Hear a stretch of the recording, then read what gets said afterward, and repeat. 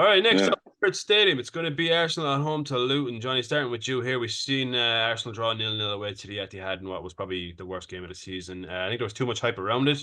I think Arsenal were pretty impressive in how they defended. You know, they limited City to not really a whole lot of chances. But yeah, you know, I think Arsenal were the winners of that game. Really, you know, a point and a clean sheet away at the Etihad is a great result. You would think home against Luton could be a decent game for them to get another win, keep the pressure on Liverpool. But then you never know with Luton, man. Like they almost turned over Spurs at the weekend. You know they're a very very tough team to read. Yeah, I think with the result in the Etihad, it's a massive one for Arsenal. For Arsenal to go there and be able to, okay, people could say, oh, well, it was a boring game, and it was a boring game, but many times Arsenal went there and got whooped. Yeah, We're kind of looking at it. If you're going to win a league, and I understand it's about you got to beat the teams around you. It was City's game to win, not Arsenal's. And I did feel going into it, Arsenal had to win it, but walking away from the game and thinking, okay, you get a point, you move on. You take and a clean sheet too is massive. yeah, yeah. So it was one of those where the two teams knew what they were going to do, and there was nothing else. They just kind of cancelled each other out.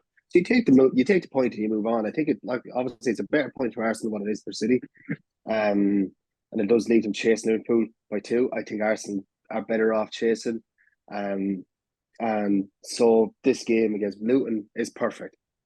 Like you said, there's a lot of pressure on Arsenal going into that game.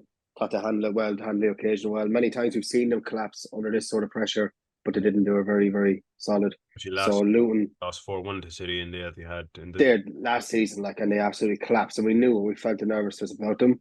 There was a bit of nervousness about them the first 20 minutes. I thought City started very well, Mhm. but they settled very well in. The defensive structure was fantastic. Going forward, didn't offer much, but I understand why they didn't. If they were to overextend, that's when City hurt you. So you're looking at this game against Luton. I think it's perfect because they know Luton are going to come. They're going to give you a game. Like, they're not going to roll over. And Arsenal need that. And someone like a Saka and Perry needs a night off. Yeah, Um. he was So, not, and like even someone like Martinelli needs more minutes in the legs, things like that. So, and Gabriel Jesus needs to figure out what does kind he of player he is. Yeah, what the fuck he's even doing. But other than that, like, I think it's a nice game to at this time. Someone that's I don't think it's going to pose a massive challenge to them, but at the same time, it's not going to be an easy walk over for them. definitely not, definitely not. Rob, staying with Arsenal real quickly now.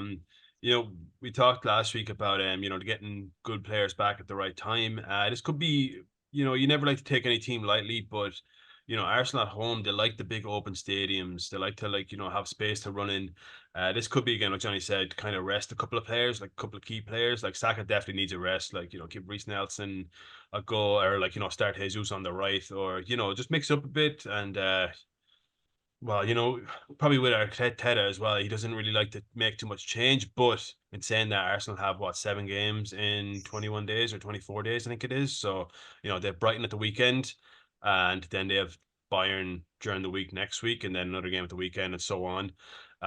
So yeah, you just don't know with Arteta if he's going to rotate, but it does look on paper that it's a game that they should. It's a game that they should, but there's absolutely no room for complacency. It'd be different if it was Sheffield at home. I know Luton are only two positions higher up in the table than Sheffield, but are a completely different team to Sheffield or Burnley, where they'll give you a game. Yeah. So, like, you're thinking, oh yeah, it could work out brilliantly if they rest maybe 2 or 3 players and they get the win. But if they rest them and they're losing coming to the 60th minute, or if they're going to lose or draw the game, thinking, wow, they've thrown away like by resting players in the key game. It's It's not as if the it's players a, it's a going on are terrible. Like, Thomas Partey's just back from injury. They have Tommy Asu that's back as well that can, fill in for any of the centre backs or even right back if he wants. Like you have like Reece Nelson, Trossard, like you wouldn't really need to rest the defense generally. Smith Rowe as Like well. they should be fine. Like Smith Rowe, yeah, he needs some minutes because further running you need your good 14, 15 players. Yeah. Um, Fabio Vieira as that's well can be decent at times. yeah, they can be, but like Saka just looks so worn out. Again, we've been saying it for quite a while. He never hit fourth gear, third gear even this season, but still did so well. But he's on his last legs nearly. Now a It week needs to be break rested. Like, will do Yeah. like they'll have a good, well, not a week break, a few days, but um Yeah, it's a rough stage. As John said before about, I think it was Newcastle, that they're just suffering from their success of having so many games. Yeah. With doing so well in Europe and that kind of thing. So, look, if they want to win the title, they have to just, pull up the roots and fucking just go for it. Yeah. It's a tough game though. It's Luton. Luton have been chaos this season, Yeah. regardless of where they went. They don't fear anyone, which is the right way to do it. No, that's the stance to them. That was my next question for you. Is like, yeah, like for Luton now, Rob, stay with you. Yeah, like they're kind of at the stage where they don't really have anything to lose. Obviously, they'd like to stay in the league, but like, everyone tipped them to go down and have like the worst season in history, blah blah blah. And it's not the worst thing we've talked about before to go down, get the money, keep building the team, get that money in, and come up again next season. There's no reason why they can't. So like they'll go out in the next 9 games. They'll be like, fuck it, like nothing to lose. Let's just go out and try and turn over a big name or something. We've seen against Tottenham, they nearly did it. And they were probably a much better team for a majority of that game. But yeah, it is a tricky game with them. You just never know. They have no reason to change how to play at all. I don't even know how to play. It's just complete chaos football. You don't know. Yeah, no structure, which is they're very good at just attacking team, which is crazy to say. Yeah, they just lump forward. But yeah, exciting. It's you don't want to play them. Even though they're in the bottom three, bottom four. I still do think they're the best down there. Like I put them ahead of Everton. Now Everton, of course, have been hit with 14 odd points deduction so far, so they should be a lot higher. But in terms of how to play and everything, like they're head and shoulders above the other teams because they're fearless. Yeah. They don't have any big name players whatsoever. A lot of their money went into doing the stadium up for the Premier League standards. Staying up for going down, like even if they do go down. Fantastic. Oh well, yeah, exactly. Well, Barter, he's been fantastic. Townsend has been all right. Doughty on the left has been probably their standout player. Bit of a scummy cunt, but he's still been their standout player. This man's Premier League. Kaminsky, Kaminsky in goals has been doing very well as well. Yeah. For them, even though they've been conceding a lot, he still does get a lot of points bonuses for his save. So if they were to go down against the Premier League team. Exactly. So very tough game for Arsenal. Well, I suppose we should talk about Saliba and Gabriel, how they're forming an all-timer partnership in centre back.